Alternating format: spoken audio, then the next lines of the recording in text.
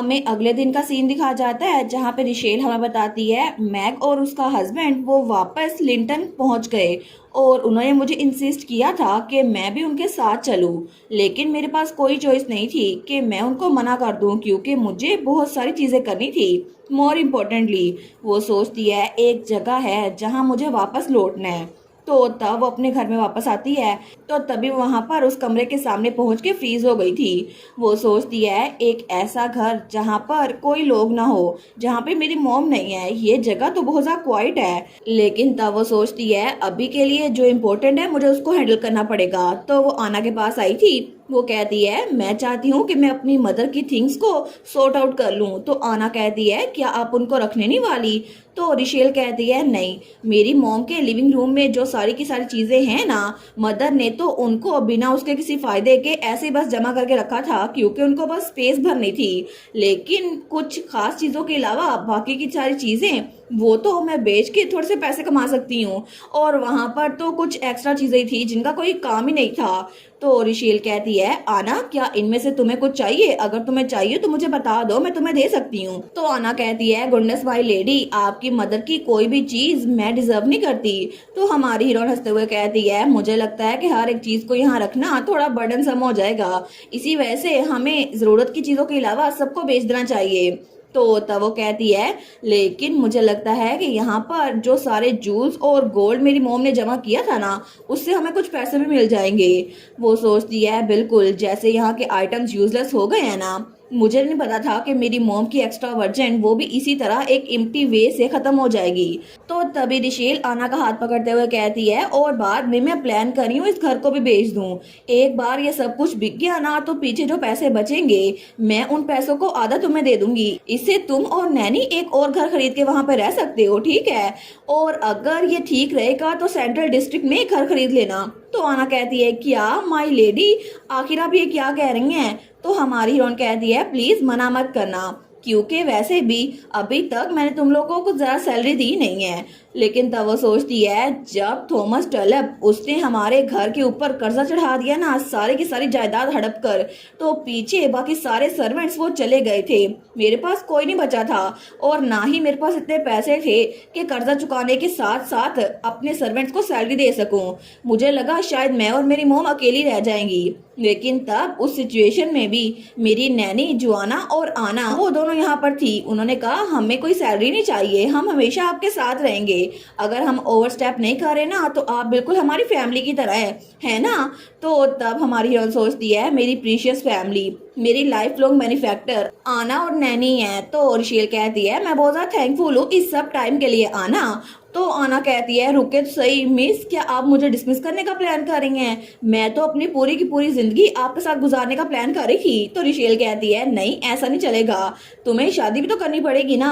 तो आना कहती है मेरी शादी करने की कोई सोच नहीं है, ऐसा कुछ भी नहीं है। तो रिशेल कहती है तो फिर वेजिटेबल स्टोर से वो यंग मैन कौन था? तो वो कहती है क्या आपको पता था? वो बेचारी तो ब्लश किए जा रही थी। तो हमारी हीरोइन कहती है बिल्कुल, मुझे कैसे ना पता चलता, जब भी तुम उससे मिलती हो ना तो तुम बहुत ज्यादा ब्लश करती हो और ऐसा लगता है तुम बहाने बहाने से स्टोर में जाती थी। लेकिन प्लीज इसको एक्सेप्ट कर लो आना, मुझे पता है ये कुछ ज्यादा नहीं है, लेकिन ये तुम्हारी बड़ी बहन की तरफ से तुम्हारी तरफ तुम्हारी डाउरी हो गई। तो वो कहती है माय लेडी, लेकिन तब आना भी बड़ी इमोशनल हो गई थी। वो कहती है अगर हम लोग बहुत ज्यादा दूर रहे तो फिर भी क्या मैं आपकी मेड बन के रह सकती हूँ? तो रिशेल कहती है तुम कभी भी मेरी मेड नहीं थी, तुम और जुआना मेरे लिए बिल्कुल फैमिली थे, बिल्कुल मेरी मदर की तरह। तो जुआना उसको गले लगा लेती है, वो कहती है थैंक यू मिस। लेकिन उसके बाद वो अपनी मॉम के कमरे की तरफ हटते हुए सोचती है अभी इस सब का टाइम नहीं है, मुझे लगता है घर को बेचने की बात और शादी की बात मुझे बाद में करनी चाहिए। वैसे भी अभी मदर के पर्सनल आइटम में से मुझे कुछ चूज करना है। वैसे भी यहाँ पर बहुत सारे आइटम्स है, ड्रेसेस और ज्वेलरीज जिनको मेरी मॉम चेरिश करती थी, उनका पोर्ट्रेट, इसके अलावा बहुत सारी चीजें हैं। और वैसे भी रॉबर्ट और मैग वो दोनों इस सब को बेचने में हेल्प कर ही देंगे। तो अभी के लिए मुझे मेरी मॉम के कमरे को क्लीन करना पड़ेगा। तो तब वो सीढ़ियाँ चढ़ रही थी। वो सोचती है लेकिन ये सब कुछ करने के बाद क्या फिर से मुझे बॉटल लौटना पड़ेगा उसी मेंशन में? वो सोचती है क्या हो अगर अगर मैं वहां पर वापस ना लौटूं, सच में मेरा दिल चाहता है मैं वहां पर वापस ना जाऊं। मुझे बार्टन से डर लगता है क्योंकि पास्ट में मैं तो वहां पर सिर्फ इसलिए रुकी हुई थी क्योंकि मुझे बच्चों को प्रोटेक्ट करना था।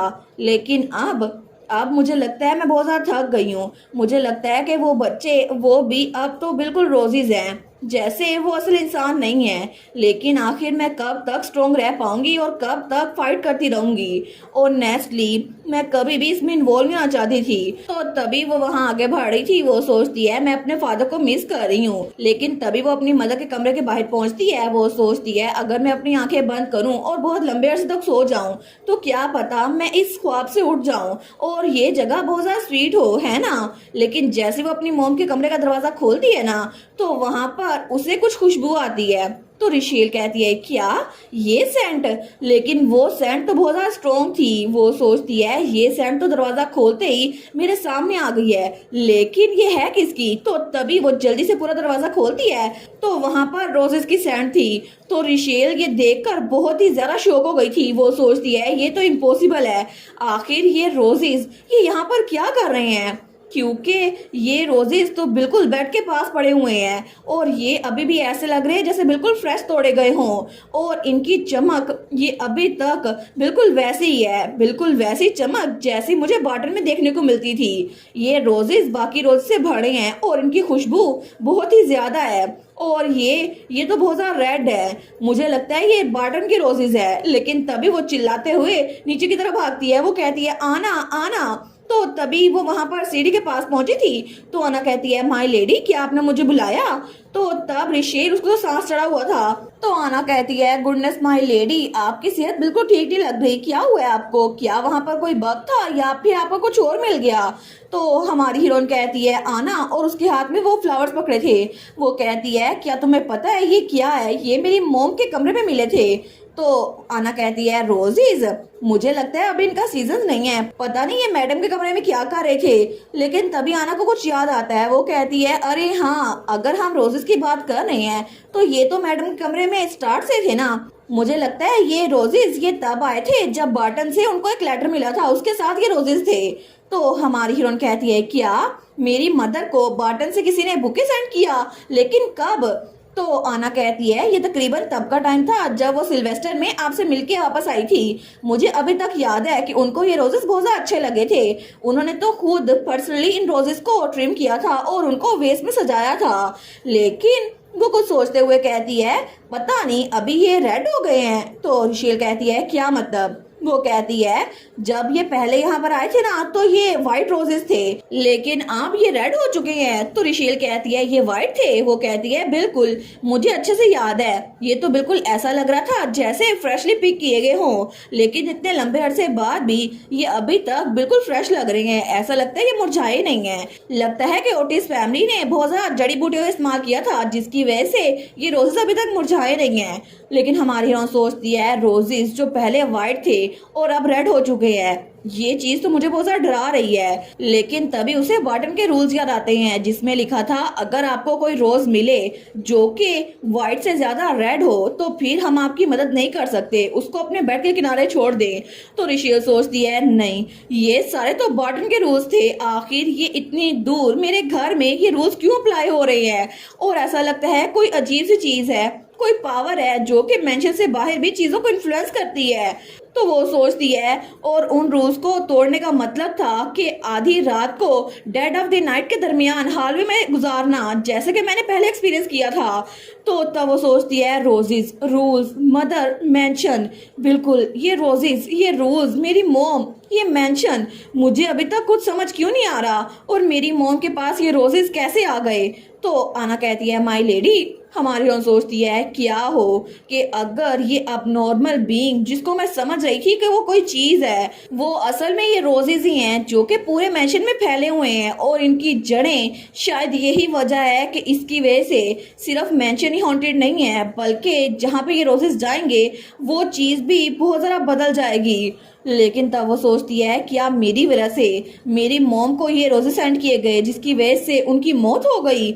और तभी उसे याद आता है जब उस मेड ने जो उसके कमरे में सफाई करने आई थी ना उसने कहा था प्लीज रोजेस के सेंट से केयरफुल रहिएगा। लेकिन ये सब कुछ सोचते ही हमारी हीरोइन बहुत ज्यादा पैनिक करने लग जाती है। तो तब वो नीचे गिरने लगती है। तो आना कहती है माय लेडी आप ठीक तो है ना। तो हमारी हीरोइन कहती है तुम्हें पता है आना। तो आना कहती है आप बाद में बात कीजिएगा ना प्लीज, अभी जाकर लेट जाएं। तो रिशेल कहती है मैं बिल्कुल ठीक हूँ, और इससे भी ज्यादा मुझे एक बात का जवाब दो, बाय चांस क्या तुमने मेरी मॉम को देखा था कि अपने गुजरने से पहले वो कुछ अजीब सा एक्ट कर रही थी, जैसे वो कुछ ऐसा बिहेवियर शो कर रही हो जो कि आम रूटीन से डिफरेंट हो, कुछ ऐसा। तो आना कहती है कुछ ऐसा, अरे हाँ आप बता रही हैं तो वो पहले से थोड़ा डिफरेंट थी। हमारी हीरोइन कहती है कितना डिफरेंट। वो कहती है मुझे लगता है कि जब वो अकेली बैठी होती थी ना तो वो एक जगह पे घूरती रहती थी और फिर वो बिल्कुल खामोश रहती थी, कुछ बोलती नहीं थी। और पहले जब उनको लिविंग रूम में रहने का जरा शौक था ना, अब तो अक्सर अपने कमरे में रहा करती थी और कमरे से बाहर निकला नहीं करती थी। लेकिन वो ड्रेसेस जो उनको बड़े पसंद थे, जिनको देख देख के वो थकती नहीं थी, अब उन्होंने बिल्कुल भी ड्रेसिंग के बारे में बात करना बंद कर दी थी। हमारी हीरोइन कहती है उनकी नजर क्या वो ठीक थी, मतलब वो कैसा देख रही थी, क्या तुम्हें उसमें कुछ अजीब महसूस हुआ। तो आना कहती है मैं इस बारे में श्योर नहीं हूँ, लेकिन तभी उसे कुछ ख्याल आता है। वो कहती है अरे हाँ अगर मैं इस बारे में सोच रही हूँ तो अचानक से उन्होंने रोज परफ्यूम का इस्तेमाल करना शुरू कर दिया। मैडम को तो ऐसी नेचुरल फ्रेग्रेंस बिल्कुल पसंद नहीं आती, लेकिन पता नहीं उनको ये रोज स्मेल क्यों इतनी अच्छी लगने लग गई। तो रिशेल सोचती है रोजेस, और वो सोचती है मेरी मदर, क्या वो रिवर में इन रोजेस की वजह से गिरी थी, और क्या इस सब की वजह ये रोजेस थे जिसकी वजह से मेरी मोम की जान गई। तो तब रिशेल एक बार फिर से गिरने लगती है। तो आना कहती है माय लेडी आप ठीक तो है ना, मुझे माफ कीजिएगा मैंने आपकी मोम का ध्यान नहीं रखा, मुझे माफ कीजिएगा मैंने आपको पहले ये सब कुछ नहीं बताया, मैं बहुत ज्यादा केयरलेस थी। तो रिशेल कहती है नहीं तुम केयरलेस नहीं थी, मैं तुम्हें ब्लेम बिल्कुल नहीं कर रही। वो सोचती है अगर यहाँ पर किसी को ब्लेम करना होगा तो वो मैं खुद दूं, ये सारा का सारा कुछ मेरी वजह से हुआ है। उसने कहा कि मेरी मोम से रोजेस की स्मेल आ रही थी, हालांकि मेरी मोम वो ऐसा कोई परफ्यूम यूज नहीं करती, तो आखिर उनमें से ये सेंट कैसे आना शुरू हो गई, जैसे कि बार्टन के सर्वेंट में से वो स्मेल आती थी रोजेस की। ये कितना अजीब है ना, शुरू से लेकर अब तक, क्योंकि अचानक से जिस दिन बारिश हो रही थी मेरी मोम वो रिवर के पास करने क्या गई थी, जबकि उनको अपनी हील्स पे कीचड़ का लगना बिल्कुल पसंद नहीं था। आखिर ये ऐसा क्यों था। और अगर मैं अपनी मोम की बात करूं तो क्या मेरी मोम भी वो सर्वेंट्स की तरह चेंज हो गई थी। मुझे लगता है कि रूल्स में ये नहीं लिखा था कि ये रेड रोजेस जिसके पास भी हो वो ज्यादातर चेंज हो जाता है। मुझे लगा था शायद रेड रोज का अपने कमरे में होने का ये मतलब है कि आपको आधी रात को हॉल में गुजरना पड़ेगा, लेकिन मुझे ऐसा ही लगा था। तो क्या बार्टन के रूल्स वो ऐसे नहीं थे, क्या इसका मतलब था कि इसके रूल का कुछ और मतलब था। तो हमारी हीरोइन उसका तो सर बहुत ज्यादा दर्द कर रहा था। तो आना कहती है माय लेडी प्लीज मुझे बता देना आप ठीक है या फिर नहीं। तो रिशेल कहती है मैं बिल्कुल ठीक हूँ, मुझे बस सोचने के लिए थोड़ा टाइम चाहिए और मैं जाकर रेस्ट करती हूँ, प्लीज तुम भी जाकर अपना काम कर लो। तो आना पीछे इमोशनल थी, वो सोचती है पता नहीं माय लेडी को क्या हुआ। तो तब हमारी हीरोइन दोबारा से अपनी मदर के कमरे में आ गई थी और उसके कमरे में आते ही वो वहां पर नीचे गिर जाती है। वो सोचती है मुझे लगा था कि मैंने वो रूल तोड़ा जिसकी वजह से मैं आधी रात को हाईवे में थी, लेकिन क्या उस रूल का कुछ और मतलब था। वहां लिखा था कि अगर रोजेस मिल जाएं तो आपको रूल नंबर 4 को याद रखना पड़ेगा, जिसमें लिखा था कि आधी रात के बाद आपको कमरे से बाहर नहीं निकलना और सनराइज तक अपने कमरे तक ही रहना है। वो सोचती है शायद मुझे लगा था कि इसका मतलब है अपने कमरे से बाहर नहीं निकलना, तो मैं अपने कमरे के बाहर आ गई थी रोज की वजह से। मगर क्या हो कि उसका मतलब ये नहीं था, बल्कि इसका मतलब ये था कि अगर मैं बाहर आ गई हूँ तो मैं भी एक रोज में बदलने वाली थी। अगर उस वक्त रोजर वहां पर ना होता तो शायद मैं भी एक रोज बन चुकी होती।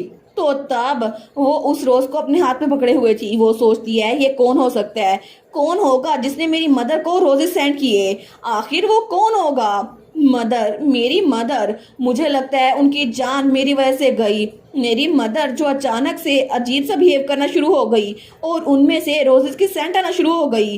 क्या पहली बार मुझे ऐसा महसूस हो रहा है, मुझे लग रहा है कि मुझे मर्डरस इंटेंट आ रही है। जिसने भी मेरी मॉम के साथ ये किया है ना, मैं उसको छोड़ूंगी नहीं। मेंशन के सर्वेंट्स वो तो सिर्फ डोल्स हैं जो कि अपना दिया गया रोल फॉलो करते हैं। लेडी ओटिस के पास ऐसा कुछ भी करने की मोटिवेशन नहीं है।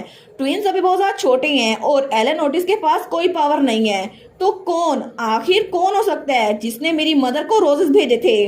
तो वो तो बार बार रोई जा रही थी। वो सोचती है आखिर वो कौन होगा जिसने मेरी मोम की जान ली। तो उसकी आंखों से आंसू निकल रहे थे, लेकिन तभी वो अपने आप को अपने आंसुओं में देखकर सोचती है, मुझे किसी ने कहा था मैं जब तक तुम्हारी साइड पर हूँ मैं तुम्हारी कोई भी ख्वाहिश पूरी कर सकता हूँ। लेकिन तभी उसे याद आता है जब रोजर ने ये बात कही थी। वो सोचती है वो इंसान जो बार्टन के सीक्रेट्स को बहुत अच्छे से जानता है, और ऐसा इंसान जो मेंशन में आराम से आजादाना घूम सकता है, चाहे रात का वक्त ही क्यों ना हो। वही था इकलौता इंसान जिसको मैंने बताया था कि मेरी अपनी मोम के साथ नहीं बनती, जिसने मुझे कहा था वो मेरे लिए कुछ भी कर सकता है। और वो आदमी रोजर वाल्टर, उसको तो बहुत जरा अजीब लग रहा था। वो बेचारी तो बहुत ज्यादा शॉक हो गई थी। वो सोचती है रोजर वाल्टर, क्या ये सच में तुम थे रोजर? लेकिन क्यों? क्या ये मेरी वजह से था? क्या तुमने ये मेरी वजह से किया? लेकिन क्यों? मदर की जान मेरी वजह से गई। तो तभी उसके हाथ से वो सारे रोजेस नीचे गिर चुके थे।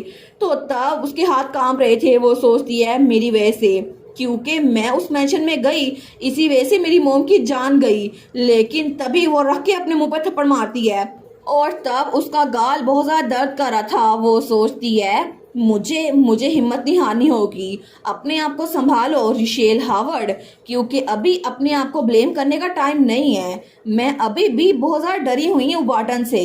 तो वो सोचती है चाहे रोजर सच में कल्प्रिट है, चाहे ये सच है कि वो मेरी मदर की डेथ के साथ इन्वॉल्व है, मुझे वहां जाकर मेंशन के सीक्रेट्स को डायरेक्टली कन्फ्रंट करना होगा और इससे अपनी लाइफ छुड़वानी होगी। क्योंकि इतना तो मुझे पता चल चुका है कि उस मेंशन से निकलने के बावजूद भी मैं बिल्कुल सेफ नहीं हूँ, और अब मेरे पास पछताने के लिए कोई चीज़ नहीं बची। अब मेरी मोम इस दुनिया में नहीं है, तो मैं अब दोबारा यहाँ पर रहकर खुद से नफरत नहीं कर सकती।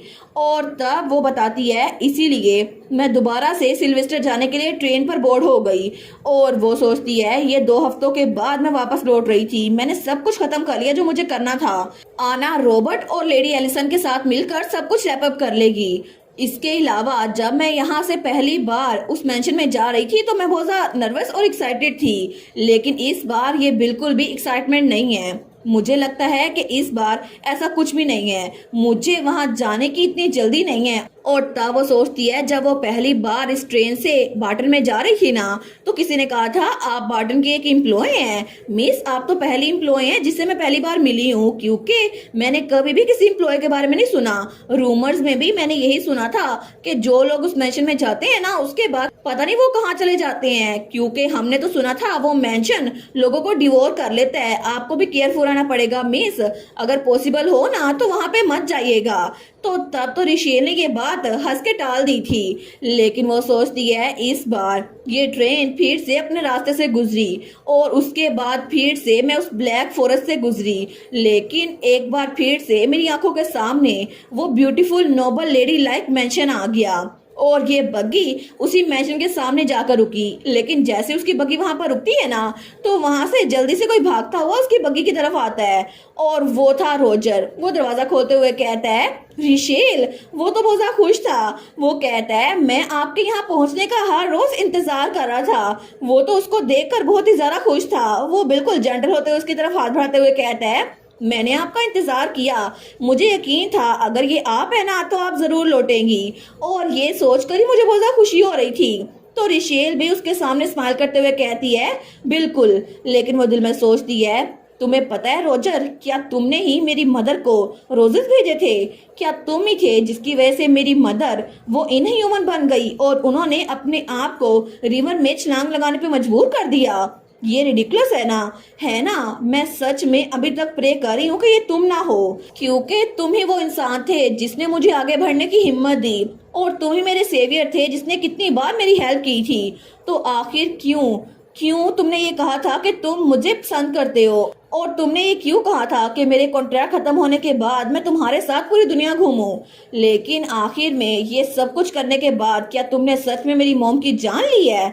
क्या तुम्हें लगता है कि मैं ये यकीन कर लूंगी ये तुमने मेरे लिए किया?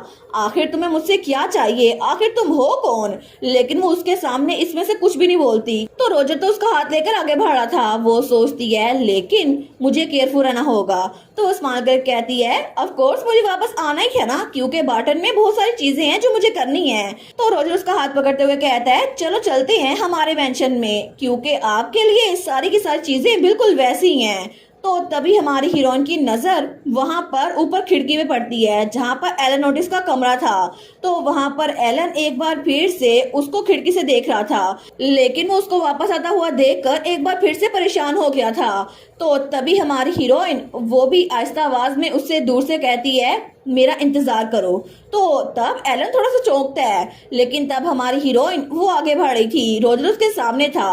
वो सोचती है मुझे लगता है कि मुझे एलन ओटिस से बहुत कुछ पूछना है। और तब वो लोग मेंशन के अंदर पहुंच गए थे। लेकिन उसके बाद हमारी हीरोइन को अपने फादर की याद आती है। जब वो बहुत ज्यादा छोटी थी ना, तो उसके फादर उसको मनाने के लिए आए थे। वो कहते हैं मेरी प्यारी प्रिंसेस क्या तुम रो रही हो? तो रिशेल कहती है मुझे स्कूल नहीं जाना। तो उसका फादर कहता है लेकिन क्यों, क्या हुआ मेरी बेटी को? मेरी इतनी प्यारी बेटी ऑनर स्टूडेंट प्रिंसेस वो ऐसा क्यों कह रही है? क्या स्कूल में मजा नहीं आता? तो रिशेल कहती है नहीं नहीं, मैं कह रही हूँ कि वहाँ के बच्चे मुझे बुली करते हैं। तो उसका फादर कहता है क्या, किसकी इतनी हिम्मत हुई? तो रिशेल वो फिर से अपनी चादर में छुप गई थी। वो कहती है एलिजाबेथ बर्ट और उसके दोस्तों ने वहां पर मैक को बुली किया। वो लोग मार्गरेट एलिसन का मजाक उड़ा रहे थे। वो कह रहे थे कि वो एक अमीर लड़की है और उसको हरास कर रहे थे। तो मैंने उनसे कहा रुक जाओ, लेकिन बाद में वो लोग तो फिर मेरा मजाक उड़ाना शुरू हो गए। जब भी वो मेरे पास से गुजरते थे ना, तो मेरा मजाक उड़ा के जाते थे। और पिछली बार तो उन्होंने मेरे लॉकर में फ्रॉक्स छोड़ दिए थे। तो रिशेल का फादर कहता है कितने बुरे बच्चे हैं ना हमारी प्यारी रिशेल, वो तो अपसेट होगी ना।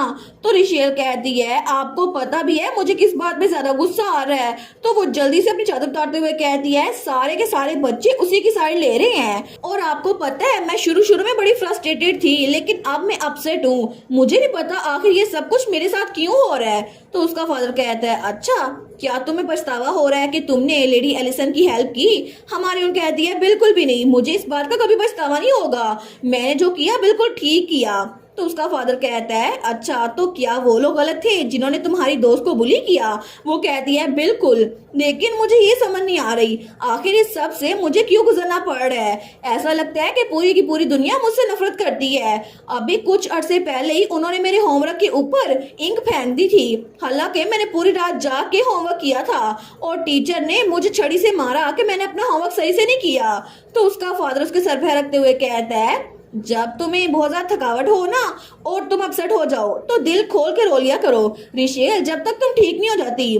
तो रिशेल कहती है लेकिन मम्मा ने कहा था कि ऐसा कुछ भी करने से अच्छा नहीं लगता, रोने से लोग अनडिग्निफाइड लगते हैं। तो उसका फादर कहता है सच में, लेकिन डैड भी तो कभी कभार रोते हैं। रिशेल कहती है सच्ची आप रोते हैं? वो कहता है सच्ची मैं रोता हूँ, लेकिन रिशेल कभी भी सैडनेस को अपने आप को कंज्यूम ना करने देना। तुम्हें पता है अगर तुम्हें कभी कभार बहुत ज्यादा सैडनेस महसूस हो ना और तुम उस सैडनेस के अंदर बहुत ज्यादा डूब जाओ तो तुम्हारी जिंदगी लिविंग हेल बन जाएगी।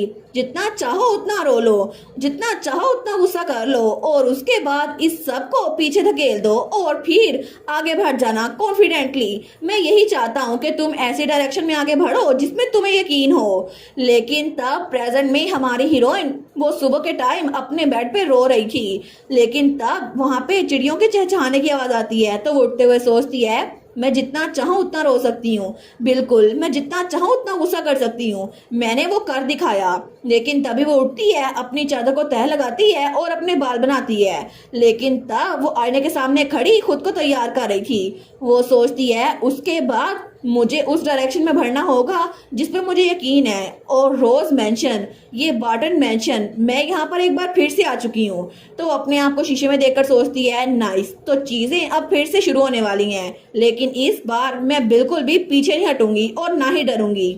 और इसी के साथ सीजन 1 वो भी यहीं पर खत्म। और अभी तक तो इस सीजन में बहुत ही ज्यादा मिस्ट्रीज थी और एक बात तो कंफर्म हो गई है कि रोजर वो कोई आम इंसान नहीं है, वो तो विलन है जिसकी वजह से ये सब कुछ हो रहा है। लेकिन आगे देखते हैं कि इन मिस्ट्रीज का नतीजा क्या निकलता है और ये सब कुछ हो क्यों रहा है। और आगे देखते हैं कि हमारी हीरोइन और एलन दोनों मिलकर रोज मैंशन की मिस्ट्रीज को सॉल्व करते हैं या फिर ये दोनों भी इस रोज मैंशन में फंस के रह जाएंगे।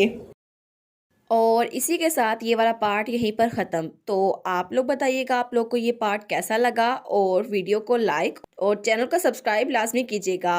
बाकी वीडियोस का लिंक भी स्क्रीन पर नज़र आ रहा होगा, तो काइंडली उनको भी चेकआउट कर ले। और thank you so much for watching my videos. Stay safe, bye bye.